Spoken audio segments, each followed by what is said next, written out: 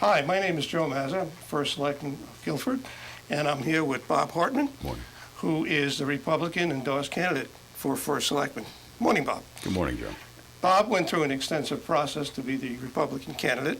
It started out with the Candidate Recruitment Committee, which you were recommended to the Town Committee, and you won in Town Committee a vote of 21-7. Am I correct, Bob? Correct. Okay.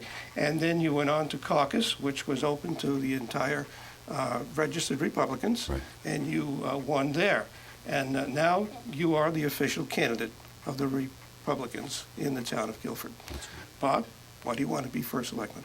Well, first and foremost, because I love Guilford so much. Okay. You know, I was born and raised here. I went through the school system here. I was raised in a family that was very involved. My dad, with you, was a colleague of yours, the Board of Finance, Pension Committee, Selectman. I grew up with all of this as conversation in the household. And I developed a good appreciation and a good understanding of it.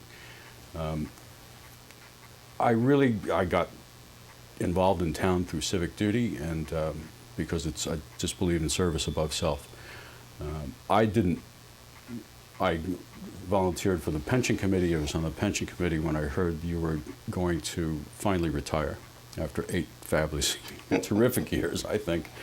I really felt that was my moment to get involved at that level. What are some of the issues you see facing the town? Well, we can start really, everybody wants to talk about the budget and the taxes and managing the money here. I think we've got terrific management. I think it's an everlasting project to keep that going as efficiently as possible. I like to keep the town open and transparent at the government level. I like to point out that we've got 37 volunteer agencies and commissions and boards in town. That's one for about every 600 people. Access to government is fabulous. I want to keep that going. Education is probably one of our greatest assets. We've got a terrific school system for spending the state average per student. And I think that just speaks so well for the town, keeps people coming here, keeps our kids wanting to stay. We attract fabulous families, and I want to keep it that way. I like to keep the culture and character of Guilford intact. I think it's a special place. I think we look after each other the way other towns admire, and I really like that. But job number one is going to be to protect the people of Guilford from the mismanagement in Hartford. We've got a lot to contend with there. You know, one of the issues that I've always faced, and I've seen as one of my prime responsibilities, has been the protection and safety of the citizens of Guilford. And number 2 is the education of its students. Okay, and that goes right to the heart of the budget. Okay, and I think I know this year it's very difficult to deliver those services. Okay, not because of what we have done. It's because of what the state can do to us and possibly do to us. Okay, I think we're okay this year because of what we have accumulated in fund balance. Okay, and the way we have structured our budget. So I feel pretty good about this year. Now, I'm not too happy with what the state can potentially do to us, and I've been working hard, as you know, with our state reps and dealing with the people up in Hartford. But what concerns me is the future budgets, okay, and what the next budget is going to look like. How would you address that? We've got to have a good look at exactly where the state is, what's going to happen to us. We're already working with the leaders of the budget process and Dr. Freeman at the schools. You know, on that side, everybody knows that cuts will be coming. It's inevitable, it seems. But we keep the lines of communication open so that they have their hand on the knife when cuts eventually, inevitably are made, so that we keep the value at the highest level possible. We're not just going to go running through this with a knife and just pick a number and that looks high and not understand it. Right. So it's all about understanding where cuts will need to be made. We know what if the dangers of deferred maintenance, we know what the dangers are of cutting without contemplating. But it's going to happen. It's going to have to happen. Yeah, I know when I came into office, we were in a bad place, okay?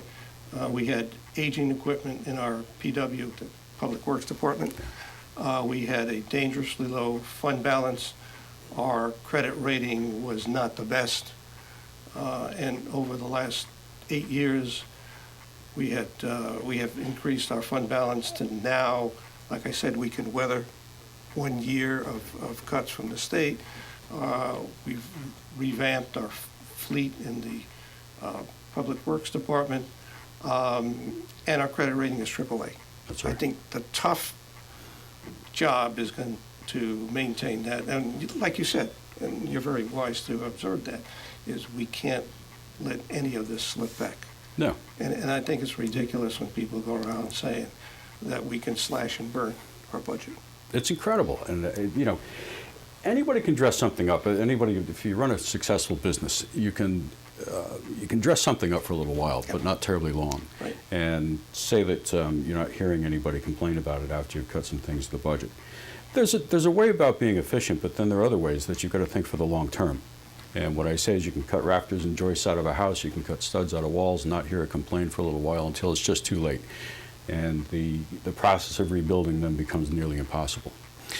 And when it comes to education, I talked to the head of the Board of Ed, I believe him when he says, we're up and running at a fabulous level, and it's a 5-star program here.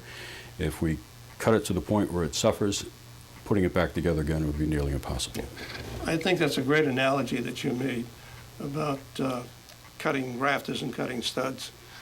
It's going to look great for a while. Yeah. And then the first storm, Yeah. building is gone. Yeah. Yeah. So it's all about maintenance, about keeping things right. It's about buying properly, spending properly. We all know it's going to be difficult. Nobody's going to enjoy this process. Right. Right. In some of your literature, you had talked about looking at efficiencies. Yeah. Okay. The town did this some years ago. They set up an efficiency task force, and some recommendations were made. Some were followed through on in late, but the world around us has changed quite a bit. This isn't the same as then. So it's time for us to start a new efficiency task force and stand back a little bit and see what needs to be done. Bob, tell us something about your background. Well, I was born and raised here in Guilford. I'm the oldest of 6 kids. Bob and Ellie Hartmann grew up on George Street and then High Meadow Road. I went through to Guilford High School, graduated in 1975, and then on to Connecticut College, where I studied government and economics. And I went straight into banking. And I started as a credit analyst, and it got me into the international field. I got involved in the bond markets, the credit markets. That took me to London. When, as a newlywed, we raised our 2 kids there, but we spent every summer back here and had a local house, and just knew we were going to move back to Guilford. Laura always knew we would. When time finally came, Dad was trying to actually wind his business down. He said, "Do you want the business?" And I said, "Well, yeah, it's a fabulous way to get back into the community." We work very hard, but being self-employed allows me the time to be engaged in some civic duties. I'm on the board of the community fund. I'm the president of Rotary. I'm with the foundation. I'm a friend of the Guilford Mentors, and of course, I'm on the pension committee in town. This is just fascinating. I love everything about the town, and really want to keep it strong. It's great. So obviously very involved in the town. Yeah. I know you just mentioned that you do serve on the pension committee. I represent the Board of Selectmen on the pension committee, and I know you're very active, and you're a valuable member of that committee. And your background in banking it shows being on the pension committee. And by the way, the pension is in really good shape. Terrific shape. And our advisors tell us that in terms of the state of Connecticut, we are probably one of the best managed pension committees in town. And of course, I found it that way. I'm not taking any credit for anybody else's work, but I think it's brilliant. And I think if I had that much money myself, I'd invest it exactly the same way. Let's talk a little bit about town services. What's your vision about either improving town services? I'm talking about emergency services, the police, fire. We got to throw public works in there. I was really baptized in my first term when we had Irene, and Yeah. you really get a sense of how you got to pull all your services, emergency services, including public services, together to get the town up and running. And it's one thing to talk about finances. Yeah. It's another thing to talk about getting the power turned on after a week without power. And keeping everybody warm and dry. It's true. That's right. We've got How would you, go about handling a Well, we've got situation probably like one of that? the best fire departments in the state. Agreed, yeah. Chief Hirschaf's done a fabulous Yeah. job. The guys there are all very dedicated. We're getting them pretty good equipment. Some of it's quite old, but we're getting them good equipment. And they're trained at the highest level. As you pointed out to me, it's not just firefighting that they do. There's other services like pumping and the like. The police department is running. They're slightly understaffed, but fabulous culture. Chief Hutchinson is doing a great job over there as well. And Public Works, we've got a great job over there in town engineering. Of course, we've made the decision to take a lot of the work on ourselves, Right. rather than send it out. And the indications are that we're saving a great deal of money by keeping it all in-house. The other thing, too, is that when you have somebody who's from town, is employed in town, working on a town project, there's a certain level of care that they put in that's better than somebody who just shows up every day from an outside contractor. So it's paramount now, especially with the challenges that you mentioned, rising sea levels, we're raising roads, we're keeping people safe. I like to point to the big project at the moment down at the bottom of Long Hill Road, where the town's only paying 10% of that. The federal is 80%, the state's 10%, we're only That's right. 10%. Right. That is a key access point to the fallout to the emergency shelter, which the high school doubles Right. as. Right. So, the water runs next to it, the West River, the road is being raised. It's forward thinking. It's great planning. That's the kind of thing that we've got to continue to do. We've raised some roads around town. It's got to continue. Right. And just as a point of information for people watching this tape, if you don't do that type of flood mitigation or hazard mitigation is another term for it, doesn't necessarily have to mitigate floods, you're not going to get certain FEMA grants. FEMA says, okay, ever since these hurricanes and these storms, FEMA say, okay, we want you, towns and states, to start mitigating to prevent these Yeah. floods, to prevent these catastrophes. And even though disasters are going to happen, you'll see what's happening in Texas now. You can't stop the rain. It's going to happen, but you have to do something to mitigate as much as you can. That's right. And that's what we're doing in town. I mean, I've heard comments that why are we spending this money on a Long Hill Road? Well, first of all, it's not all of local funds, as you said. Yeah. And I'm impressed that you're one of the few candidates that know this stuff and know where the money is coming from. Yeah, it's all taxpayer dollars, but you're right, 80% is coming from the federal government, 10 from the state, and 10 is a local match, okay? Right. But the West River does run along it. You asked emergency services, you asked fire and police. Even when you get moderate rainfall, that river will flood.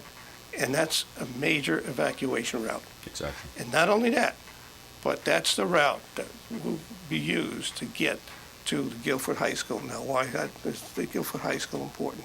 Because that is a designated emergency shelter. When we built that high school, part of that high school was designated as an emergency shelter along with the community center. We took hard hat tours when the high school was going up. We were very excited and very encouraged to learn that the high school makes its own power, it makes its own heating, it makes its own cooling, its own clean water source. It is a proper fallout shelter, it's a proper emergency shelter, and I don't know that enough people in town know that. I think it's a fabulous, and it sits on a hill, it's not going to flood, it's just brilliant. I don't think your opponent realizes that's the route to get to the shelter. That's right. So, great. Let's talk about Guilford's character.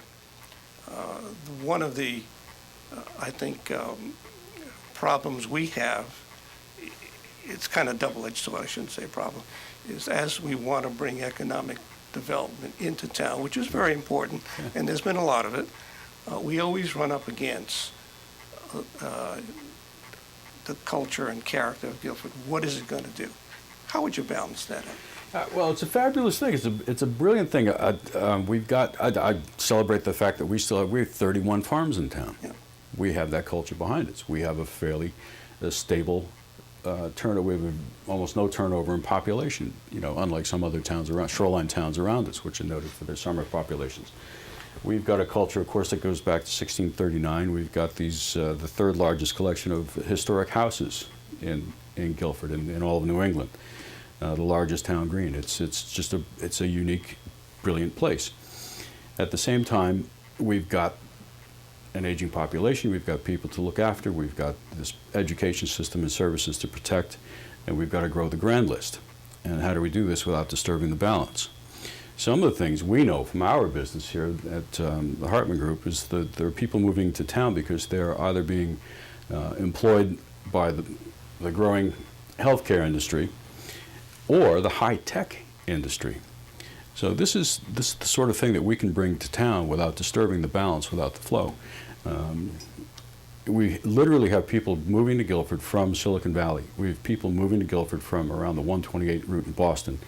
I don't like to tell you they think it's cheap to live here compared to where they were, but it's true. They do. It's good value. And they are brought here rather than other towns because of our education system, and they are buying houses and spending their money locally, and they are thrilled to be here, and so should we all. So, you know, growing the grand list means getting people into town that are willing to pay for services, willing to employ people. You know, all I want is for neighbors around me to be employed. That's brilliant. But we also have to grow the grand list from the top down. We need some new, clean, diversified, hopefully high-tech businesses that don't disturb anybody around them. Great. Bob, how do you feel about the senior tax rates program? I'm very much in favor of it. I've seen all the good that it's done. I have to admit to some bias here because it was you and my dad who wrote it. And at the time when you wrote it, Guilford was giving, it was relatively new, a new concept in the state, but it gave more protection for the seniors than any other town in the state. And I think it's fabulous that we're able to protect the culture and protect the character of Guilford by not forcing people to leave their house or sell it for tax reasons. They stay here, they stay near their grandchildren. We like the idea that they keep their love, care, and attention near us. And it's helped people I know when they do finally, if they do finally pass away, they leave the house, and the taxes go back up on the house. That puts the house on the market. It'll either be rented by somebody to cover the taxes or purchased by somebody else. So I'm very much in favor of it. I think it's a small cost to everybody in town for a fabulous benefit. It's well worth it. Yeah, I think that's one misconception that I run up against all the time is people who are not on the program or think that it's a cost to the town. It's not. We all pay a little piece of it. Probably cost us $50 to $70 more in taxes to keep. At this point, it's about 800 households, senior households, who stay in Guilford. Yeah. And there's a lot of offsetting benefits. First of all, you keep seniors in town who have lived in town for at least 20 years, who have paid their taxes for 20 years, and have contributed to the town for 20 years in many ways. Yeah. You mentioned all of the boards and commissions. I always say that the town couldn't run like it is without all the volunteer help. I mean, you imagine what our tax rate would be if we had to pay all these people. Absolutely. Right? It's all volunteer. It's all volunteer. The other benefit is that if these 800 homes were to be sold to younger families, nothing against younger families, it would raise the school population. We'd be providing services. That's Right. true. Right. And the reality is, when you put this in, we had no way really of knowing exactly what the population would do Right. and what the school enrollment would do. Right. And if you hadn't put that in, we would have by now built probably more buildings to cope with, to provide more services that would be sitting fallow right now. Yeah. And right now, the school population, I think because of the new high school, is pretty flat. Yeah. I mean, where other towns have lost population, Yeah. Have lost school and school population, we're pretty constant, That's right. and which is good for the economy of the town. It is. You know, the businesses like it; they're doing well in town. So it's we keep the seniors here, and a lot of people staying in town or coming in to make up for the ones that are leaving. They certainly are coming in. Yeah. But, you know, it's wonderful to have these people here and to stay near their children and grandchildren. That's Why, right. You know. That's right. Yeah. Right. Bob, we've been talking now for, I don't know, somewhere about 20 minutes. Yeah. Is there anything else you'd like to tell the folks? Well, I can tell you that I feel like I'm kind of repeating myself, really, but I've been lucky enough to live in different places. Born and raised here, left here when I was in my early 30s, and just think and came back again, just simply because of our affection for the town and our true appreciation of it. I want to serve. I'm used to it. I put service above self in everything that we do. I was brought up that way, and I'm very proud of my parents, and look forward to helping the people of Guilford go forward. But the job really isn't, it's just not about the numbers. It's about getting everybody on the same page. We mentioned all these town boards and agencies and commissions. It's about running around. I'm sure you do a great job of it. I see you at all the meetings. You show up at all the meetings to keep everybody on the same page. You connect the dots. It is a management role. It's about personality. It's about communication. So I'd like to thank you for hosting this. My pleasure. For 8 years regarding our town. I intend to carry on with so many of your programs. Some things are going to have to change, but the town has never been so managed. Things out of our control that are going to force them to change. Thank you. I hope the people here have gained some insight into our plan to manage Guilford. I am endorsed by the party and almost every elected and prospective Republican leader in town. They want to work with me. I want to work with them. I also, you know what? Something else that bothers me, we didn't talk about this, and I've been talking to Representative Scanlon a lot about this. I'm very concerned about the opioid problem. And I see it. I talk to parents about it. I know it's not just us, it's everywhere, but you know, we've got to do our utmost to not let it get a bigger grip. I've talked to the police about it. They are brilliantly trained. It takes a lot of money and time and effort to get them to know what to do and how to do it, and how to treat people, and how to exercise discretion. This is it's an epidemic. It's not just us. But the way we deal with this is highly important. Very. And when people ask me about it, the first two words I say are Sean Scanlon. He's taken a lead here. I want to work with him. I think he's doing a fabulous job. All that being said, I want to remind people that I am the most qualified people to represent our party in the primary and in November.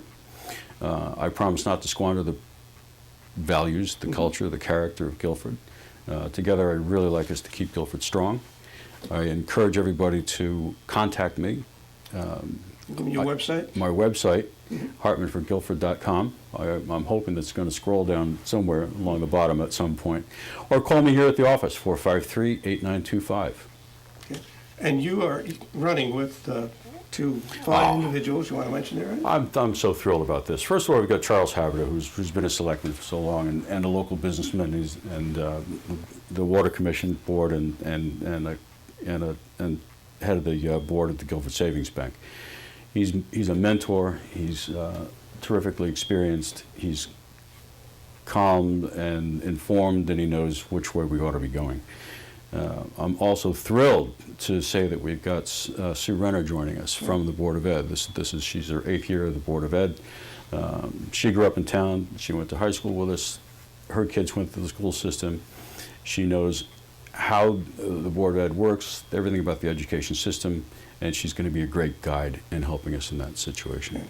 And Sue's background, she's a certified public accountant. She is. She's treasurer of American Cruise Lines here in town. I got to know her not, outside of the school things and way back when, but also she was treasurer of Guilford Rotary. That's right. And just terrific in her insight, I think, and talents. Good. Yeah. And one more thing you hit upon when you spoke about the training of the police with the opioid, which is extremely, extremely important. And I'm glad you touched upon that. But more and more training of police and fire, and we're getting back to budgets, I know. Yeah.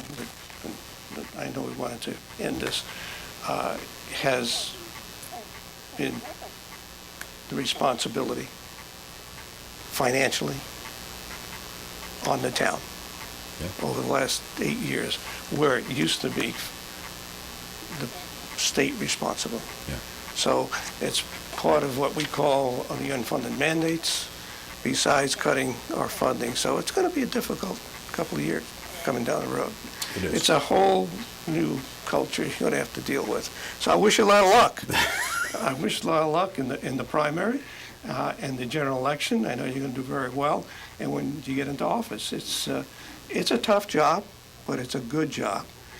And like I told the 300 and some odd teachers this morning when I was at the convocation, that it's been an honor to serve. It's not a right, like some of the candidates think it is. It's an honor to serve the town of Guilford. I believe that. Good luck, Robert. I believe that. Take care. Thank you very much. And thank everybody for watching. And if you have any questions, you have his website, you have his phone number, and don't forget the primary is September 12th at all 5 polling locations, the same locations as you go to vote for referendums, for elections. And I believe the polls open at 7, close at 8, and it's all 5 locations for all registered Republicans. And if you're not a registered Republican, you got time to go down and register. That's absolutely right. Okay? Robert, thank you again. Thanks, Joe. Take Appreciate care. it. Cheers.